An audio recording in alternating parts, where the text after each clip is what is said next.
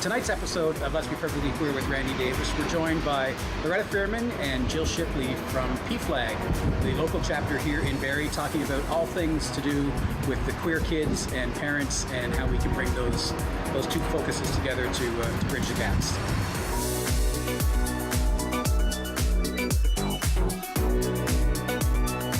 Welcome to another episode of Let's Be Perfectly Queer with Randy Davis.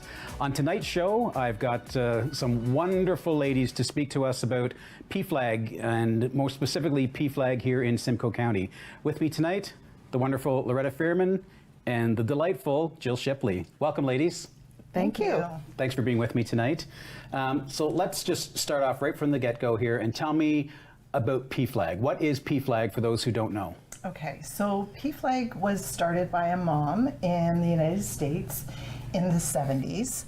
Her son came out and she was concerned and worried about his safety. And she and he marched in the Pride Parade in New York. I believe it was in New York in the 70s. So that's how it started. She decided that it was important for there to be a support group for parents and families, and that's how it started in the United States. It did grow into Canada, and it was originally Pflag, all capital letters, right? And that stood for Parents, Families, and Friends of Lesbians and Gays. Since they have changed the acronym to a lowercase acronym to be more inclusive. Okay. So Pflag is just a word now. It is no longer an acronym. Okay, makes sense, makes sense. Yeah. And when did it start here locally? And who started it here locally? Oh, we did. Okay. Oh, actually, no, sorry, that is incorrect. There was a Pflag years ago, and it disbanded. And then we started the Pflag 3 years ago. Yep. We went Is that all? Just 3 years ago? Yeah. Wow. We went to a workshop for parents of LGBTQ2S plus youth, and there were so many questions, and it was so great to meet other parents and other families and grandparents that we didn't even really know each other at the time. We just looked at each other and went, this has to continue. We have to do something. Right. So we got together and decided we'd start a Pflag in Barrie Simcoe. I had no idea it was only 3 years ago. Yeah, it was really interesting because when we were sitting around the table, Jill and I just kind of looked at each other, and we knew each other because we were on the Pride board. Okay. So we knew each other from that, and we just thought, wow, you know what? Mm-hmm. There is such a huge need, and the trans community was growing so much in Barrie and Simcoe County that that's where we saw there was a real need. So is that where you're finding that the bulk of the parents that come to you and are looking to have advice and guidance and avail you of your services are their children are transitioning? I would say that 99% of our families are parents of trans kids. Wow. Yes, but not to say that other parents shouldn't come, aren't welcome. Right. Parents of anyone under the queer umbrella have issues, have a process themselves of coming out, right. Have all kinds of things that they're dealing with as well. And so they're welcome. We'd love to see you. Little plug there. If you'd like to come, if you're feeling you don't need to, wonderful, but it's just really nice to meet other people walking the same walk. Now, speaking of folks walking the same walk, obviously you started this because you saw the need, and like most of us who get involved in organizations and in activism and advocacy, there's also lived experience that comes along with that. Can you share some of your stories with that and why Pflag and starting that group was so important to you? So for me, it was interesting because when my son and daughter came out, and I did get their permission to talk about them, they struggled with coming out to us, which was really odd for me. And that was probably the strangest thing because we were very open in our family and accepting, and we talked about things. And at the time I was attending Northwest Barrie United Church, and in 2006 I was on the committee for same-sex marriage in our church, which passed. And so we were always open and talking about things. Right. And even that didn't kind of give them the courage to let us know. They never really said why, but I think there's always that fear of rejection. So yeah, for Michael and I, it was no problem. We didn't have any issues. And I do believe there was a Pflag around at that time, because I thought somebody had mentioned that I should join the Pflag, and I didn't really understand why, because I didn't think I needed to have support. And then they said to me, but they might need you. And I thought about it, and I thought, well, that was a really powerful statement. So even parents that think that they don't need Pflag, there might be Pflag parents that need them. Sure, sure. So, now, are you like the typical parent of a queer youth? Did you know? you know what? That's really interesting. I had no idea with my daughter, no idea. And I kind of suspected it with my son. There were some things that had happened in the past that said yes, but I was the parent that didn't say, do you have a girlfriend? Sure. I would always say, so is there anyone special in your life? And he never caught on to letting me know. Didn't realize that was a signal to open up? Yeah. So I unfortunately had to ask him point blank, and probably not the best way to come out for youth, but we had a pretty good relationship, and I'm sure he would have appreciated being able to come out on his own, not being forced by his mother, but we all make mistakes, and that was probably one of the mistakes that I maybe could have learned from. Right, right. Yeah.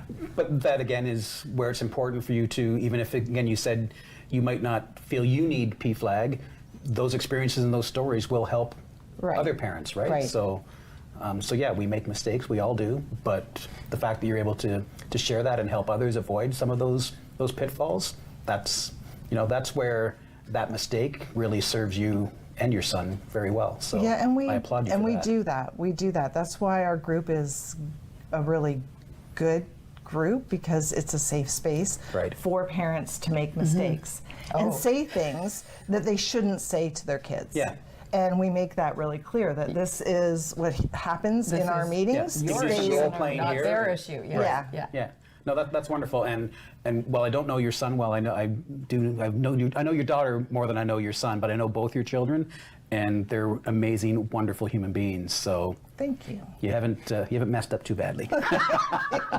They're good So kids. whereas Loretta could have been a gift to the other parents who might have needed her example, I am the poster child for don't do this. Okay. So tell us a little bit What about not that. to do. Back in the day, my daughter's now 32, and so 18 years ago, I didn't have any LGBTQ people in my social circle that I knew of. It didn't even occur to me. I was completely blindsided when she came out to me. Right. And I said, well, she said, well, you know, I'm dating my friend. And I said, why would you do that? You know. Yeah. And when she told me and became a little more blunt about it, I said, oh no, only because my daughter's also disabled. And I thought, there we go, one more place that you're going to be walking sort of against the norms of society. And it wasn't at all because she had confessed that, or said, or come out that she's gay. But I said the drastic, the dreaded oh no, and it took us a lot to come around again to being where we are today. Right. And I'm so thankful and so grateful, but I did it on my own, and I would have really enjoyed having, or it would have been great for our family and great for us to have some support. So Yeah, I mean, it's difficult, certainly for the individual coming out, and I think that's one thing that we don't think about is how difficult it is for our family and those around us as well. I mean, I want to talk. It took me 38 years to come out of the closet, so I get that. And I know when I made the decision to come out, my concern wasn't so much about me. When I made the decision to come out, it was, you know, this is happening. My only concern was how it was going to affect my children, because they were quite young at the time. And that's what I focused on. I did, you know, I went to the library and took out books. This was before the internet was a big thing, so I couldn't Google and look for answers to things, but I wanted to make sure my coming out was going to have the least impact on my children. And what's great now is they really don't, I think, remember me as ever being anything but their gay dad. And they've been wonderful. We've been fortunate in all through their primary and schooling, and they both played minor hockey. Very, very few instances where anybody wasn't accepting. So a lot of that stress and stigma that we have about coming out is all self-stigma in many cases. I know it was for me, because the only thing my parents said to me was, "Are you happy?" And that's all my family said. You know, as long as you're happy, we don't care who you happen to be in love with. So. And that's important. The perfect Yeah. situation. Yeah, it took me 38 years to get I there, know. though, is but my it point. It did take Leah a long time to come out. She had a real struggle coming out. So it wasn't actually until fairly recent that she publicly came out. Right. So, yeah. But I understand your reaction as a parent myself. Your first reaction, anytime your child tells you anything that is outside of the norms of society, Yep. is, okay, I need to protect my child. Exactly. You know, you don't want your child Exactly. ever to be in a situation where somebody has power over them. Right. And sometimes that information, especially when it's hidden, is powerful for some folks. You know, it's just like living with HIV. The reason why I speak openly about it, because I don't want anybody to have that power to disclose that. That's my story to tell. Right. And coming out is Absolutely. also our own story to Absolutely. tell. So I think that's wonderful that you're willing to share those stories and the mistakes along the way too. One of the things we actually do talk about at Pflag is that as much as it's a coming out for the youth, it's also parents have to come out. It's telling your maybe your aging parents, it's helping to pave the way for your child to tell who they want to come out to. It's also yourself telling your coworkers. Yeah, siblings, Yeah, you name it. yeah. My daughter will have a wife and that kind of thing, and not knowing how it's going to be taken. So Well, and it's one of those things that the coming out process isn't just a one-time thing. No, you do it's it over ongoing, and right? over Every and new over person again, you meet, yeah. every new situation you're in, when you're starting a new job. I know anytime after I came out, when I was starting a new job, I always in my head, okay, I've got to wait at least I'm through the probationary period, and then I'll let them know that I'm gay. Just that fear of, you know, in knowing that in today's day and age, you cannot fire me just because of the fact that I that happen to be gay, stigma but it's still still, But absolutely. it certainly does, and Yeah. they can, without firing you, certainly make your life very difficult, which is why we're all working so hard to make it just Yeah. like Now I know you're obviously- right-handed or something. Exactly. Privacy and all those things. But tell me a little bit about the parents and the kids that you're seeing as part of Pflag these days.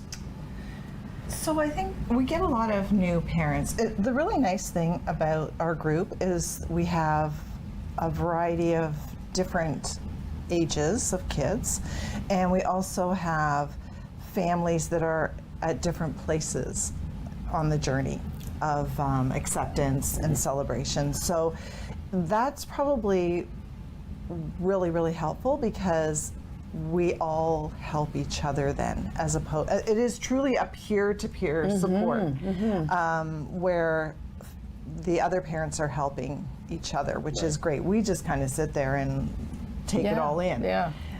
So I think Jill can probably talk to some of the more common. What is a typical There is Pflag meeting there is a look like? common. There are some common threads that we've yeah. noticed and that were actually kind of surprising to us.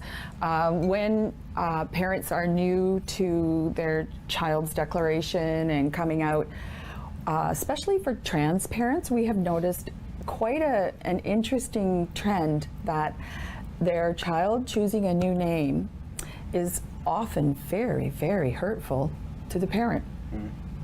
And the child, rightly so, is a new person. They feel they're new. They feel their new power. They feel their where they should be in their new declared place. But the parent thought long and hard about that name, and they chose it. And often it's a family name, and so it's helping the kids to say, listen, you've known this your whole life probably, and had time to think it through and adjust. Maybe your parents have only had 3 weeks. Right.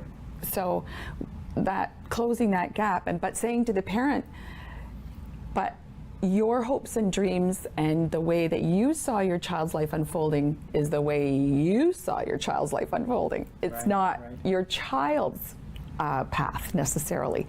So it's just sort of brokering those 2 points of view and looking at things through a different lens, and it's really helpful. The other parents are fantastic about making it a celebration. Your child's changed their name. How about having a party? How about having a cake with their new name on it, or and that kind of thing. So that's been really interesting to us about names. It didn't occur to me that would be such an issue, but it really does seem to be. Well, and along with the names, you've got the issue of pronouns as well then, right? Yes, Come along with that, absolutely.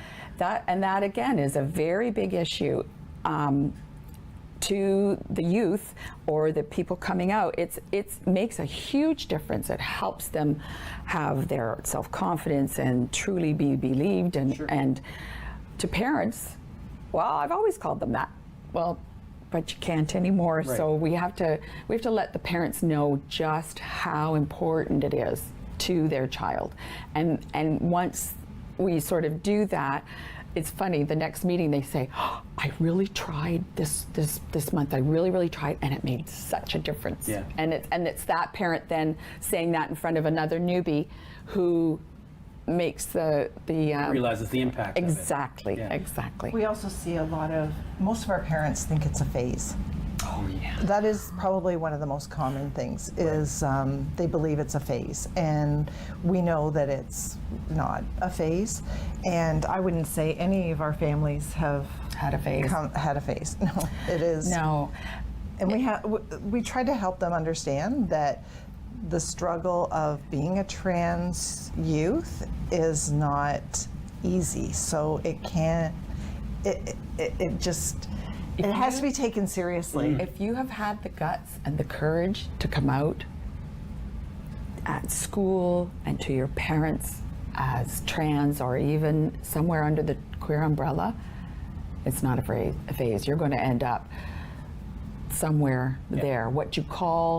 What you sort of decide, and as you mature, and for example, my daughter now, 32 years down the road, is now pansexual. I shouldn't say is now, always was, Sure. but that's her definition as queer pansexual. But when she came out, all there was really was lesbian. They will end up somewhere in there, within those parameters. Sure, Yes. because it used to be very black and white. Yes, exactly. And as did gender, right? Yes, and I think the fact that we're now actually able to view these things on a more of a spectrum, it allows us to hopefully one day not have to label anyone. Really, That's I think is the ultimate goal. But I certainly, as a parent myself, I can understand that reluctance to let go. When we have our children, I've mapped out in my head from the day my kids were conceived what their ideal life in my eyes would look like. Exactly. I'm sure my parents did the same when I was born. I'm quite certain the path I've chosen is not the path that they would have chosen for me. But we have to remember that it's our path. And I think what's dangerous about a parent not allowing their child to walk their own path is, and I'm sure you must see this, and I hate to even bring up the subject because it's going to make me tear up, but let's face it, if you don't let your child walk their path, be there to hold their hand and help them through that path, but they've got to mark that journey themselves. You risk losing your child, and I don't mean just losing your child as no longer being part of your life, but losing your child as that child committing suicide, because that is a very real danger, especially when we're talking about queer youth and in particular trans youth. And how do you navigate those issues at Pflag? Well, That's so tricky. We try to make parents aware of the stats, and there are good, up-to-date, current Canadian statistics about just how many LGBTQ youth contemplate suicide. Can you remember off the top of your head? It's about 4 times the rate of regular Absolutely. suicide rates. And so we talk about that, but then we also talk about, do you really want to have, and about the support, do you really want to have no relationship with your child ever? That you need to get in the canoe and pick up an oar or a paddle and get going in the same direction. And Loretta's far better at being diplomatic and gentle than I am, and so I sort of let her steer that conversation. But back to your original thought, one meeting we had, we aren't psychologists. All we can do is just hug you, hold your hand, and listen. But I'll never forget one meeting about a year and a half ago we had 3 parents out, and all 3 children of those parents were on suicide watch at RVH.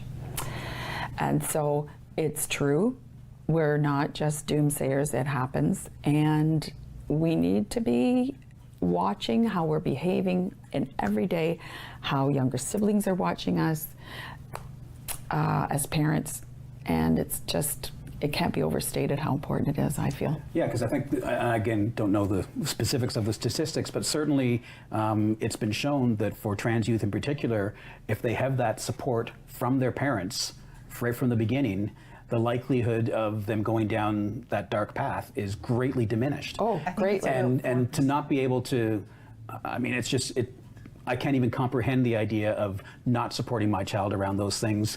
You know what? Gay, straight, trans, cisgender, whatever you want to be, as long as you're here with me and we still have a relationship, and that's really all that happy? matters in Yes, the end, yes, right? Yeah, absolutely. And are you happy? Exactly, exactly. Yeah. I feel like you have something Go more ahead to and say. So say it. No, because we're preaching to the choir, right? Yes.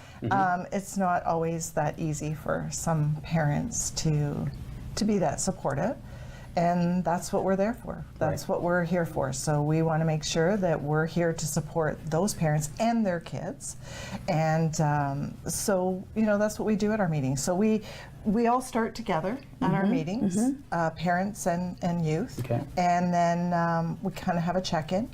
Then we separate so that, and I go off with the youth, and then they get to talk about whatever they want to talk about. They get to ask questions. They have their safe space. And Jill stays in with the parents, and then that gives them their safe space. So Jill probably is more aware of what's going on with the parents, whereas I'm more aware of what's going on with the kids. I cannot share what we talk about because I have given them my word that I wouldn't. And if any parents are watching, I don't want to out them. So so we have a safe space at the Gilbert Center, and it's been really good. It's been really good. I think so. We get the feedback we get are, I don't think I could have done this journey without you, and that sort of thing. And it's really heartwarming. I really don't want any parent to have to walk the walk I walked. There was no information then. Right. I wanted to be supportive, had no idea how. There was not even any literature, nothing. There was nothing, I don't think, like the Gilbert Center supporting parents. And so I'm really grateful for this opportunity. One of the reasons we do split the groups is because I taught school for many years, and I discovered that an interview with just the parents was very different, and rightly so, than an interview where the child was present. Right. And sometimes there are things that need to be said that you don't want your child to hear, or vice versa. So we just thought that in order to create a safe space for both a clientele, we split them up a little bit for the meeting. Well, and I would hope that doing that split, when the child and those parents come back together after the meeting on the drive home, that probably elicits some conversation that might not have happened Oh, otherwise, Oh, right? definitely. We hear that, especially from one mom. Right? The drive home. Yeah. So you may not be disclosing to each other what's going on, but as long as the families Yes. are creating that environment where they feel safe to bring up those subjects, I think that's wonderful. That's the whole point. Yeah. Yeah, that's fantastic. That's fantastic. Just on a side note, is there any sort of organization that sort of does the flip? So for gay parents who have children who identify I as was straight? thinking about that when you said Yeah. Yes. So that there isn't. So when you came out and your kids didn't know how to deal, there wasn't really anything for them. And there still isn't, I guess, though, no, not that I know of. which is interesting. Yeah, and I imagine it's the same for parents that come out as trans. Actually, at the Pride Festival this summer, we had a family come up to us, and their parent is trans and just recently came out as trans, and they were looking for support for their child because they're Yeah. little. They're little, and they needed to understand what was going on. Yeah, so I don't want to get too much into their details, but Right. yeah, it would be great if they were actually looking for that kind of support, That's and there was interesting. nothing we could offer them. I mean, they're welcome to come to our group, Oh, absolutely. Come but ahead. I'm not sure that that's what they're gonna get what they need. Yes. Yeah. Yeah. Yeah, but as you say, coming to the group and sharing their story, they might have somebody else at the group that's got a similar story that you're not aware of too. Right. So it's And if I Exactly. can just say something really quickly Absolutely. about Pflag as well. Our Pflag meetings are once a month. You are not committed to coming to every month. You can come when you want. If you've had enough and you feel like you're doing well enough on your journey, you don't have to come back. You can whenever you want. You're not committed to Right. once Open a door month. policy. Yeah. How many folks do you normally have at a meeting? Anywhere from maybe just 3 to I think we had 22 one yeah, night. yeah, yeah. Yeah. Wow, That was a good meeting. It was. bet. It was lots of fun. I bet. Oh, shucks, I just forgot what I was going to say. Oh, about parents flowing in and out of our meetings as they feel they need support. It's very interesting. Often the meeting just before school starts is larger. Sure. Because that's where your child comes smack up against society in a big way, and that needs a little unpacking and some chat. Sometimes another time is university. So those And milestone social- Yeah, events. those Special milestone occasions. events, yes. Yeah. And graduations, that sort of thing. Great, great. All right. Well, I think our time is limited, unfortunately. I really appreciate you coming out and educating myself and the viewers around Pflag. I'm sorry. Thank you for Pflag. I had to do that. I just had to. welcome. Inside joke, folks.